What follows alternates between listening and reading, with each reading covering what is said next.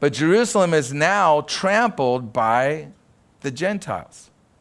And it's going to remain that way until the rapture of the church, when the bride of Christ is taken out, when we are taken out of the area. And so the bride of Christ is taking up. Then the false Messiah, the Antichrist, will be revealed at that moment. Okay? The Antichrist will be revealed at that moment. But until that moment, many false messiahs will appear.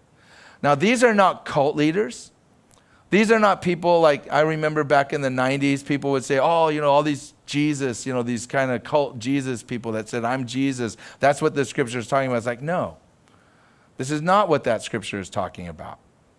This is talking about people in Israel who are respected people, who are political leaders that believe they are Messiah.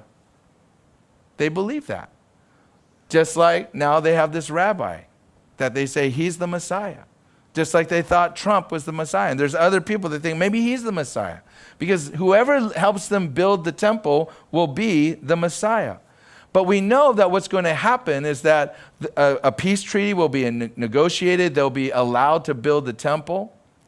But 3.5 years into the agreement, into the treaty, this false Messiah will break the treaty.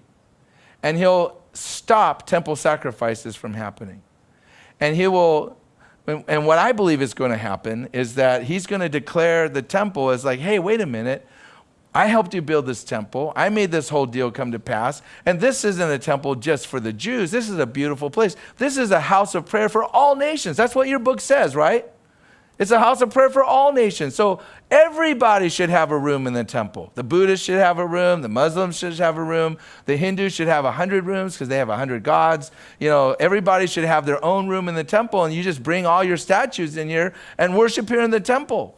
And I should have a statue in here because I'm the one that put this all together so people can worship me.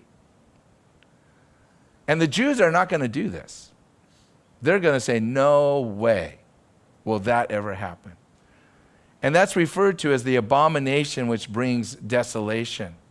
And that term is a specific term. It has a historical meaning because it goes back to Antiochus Epiphanes, who went into the temple when he conquered Jerusalem, and he took a pig and he slaughtered it on the altar of prayer in the holy place. He didn't go into the Holy of Holies and do it, but he went into the holy place and he slaughtered a pig, and he brought a statue of Zeus into the temple and defiled the temple. That is known as the abomination which brings desolation.